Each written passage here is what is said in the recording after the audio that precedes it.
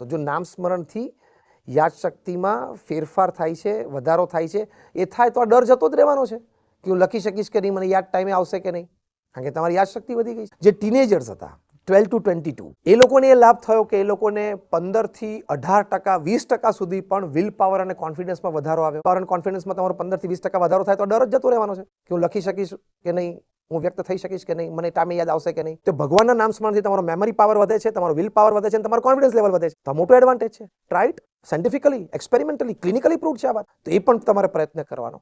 અને થોડી પ્રેક્ટિકલ વાત એ પણ છે કે થોડું તમારે રિયલ પ્રેક્ટિસ કરવાની. તમારે તમારા રૂમમાંથી ઊભા થઈને તમારા ઘરમાં જ બાજુની રૂમમાં જવાનું, જાણું એક્ઝામિનેશન હોલમાં એન્ટર થવું છું, એવા એટમોસ્ફિયરમાં આવી ગયો છું અને રિયલ ટાઈમ બપોરે 2 થી 5નું પેપર તો બપોરે 2 થી 5 દરમિયાન કોઈ જૂનું પેપર લઈને બેસવાનું, ક્વેશ્ચન પેપર, અને લખવાનો પ્રયત્ન કરવાનો. એક જ બેઠકે ત્યાં લખવાનું. થોડી તે એટમોસ્ફિયર તમે ક્રિએટ કરતા જશો મગજમાં એવું. આ તો એક નાની પ્રેક્ટિકલ વાત કરી. તો એ ફિયર, એ ફોબિયા દૂર થઈ જશે.